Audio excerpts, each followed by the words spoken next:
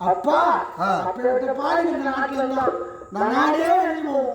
நாடே அழிஞ்சு போவோம். அவளை விட்டு சிறசேவை செய்யலாம். யாரா இருந்தாலும் நானா இருந்தாலும் தண்டனை அதுதான். நீ தானே இந்த வேலையை செய்த அப்படி அந்த பரிசனம் கோடாலி ஏந்தி தாயை வெட்டு ஓடுகிற பொழுது அந்த அம்மா பயந்து ஓடுகிற பொழுது ஆவாரம் பட்ட வெட்ட வந்த சக்கிலிச்சு அந்த சக்கிலிக்கு ஆபத்து ஓடு கட்டி அணைய ஒரு கோல் வேகத்தில் வீசியிருந்த கோடாரி அந்த இரண்டு சிரமம் வந்து போச்சு. தாய் சிறந்த அப்பாட்ட காட்டினான்.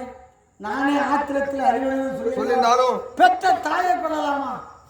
எப்பா உனக்கு நான் கொடுத்த சத்தியத்தை நிறைவேற்று, எனக்கு கொடுத்த சத்தியத்தை நிறைவேற்று. 2 வரம் கேட்டேன். அதுல ஒரு வரம் எங்க அண்ணன் 4 பேரும் மரமாகவும் செடியாகவும் புல்லாகவும் பூண்டாகவும் சமைச்சு அவங்க உயிரோட வரணும்.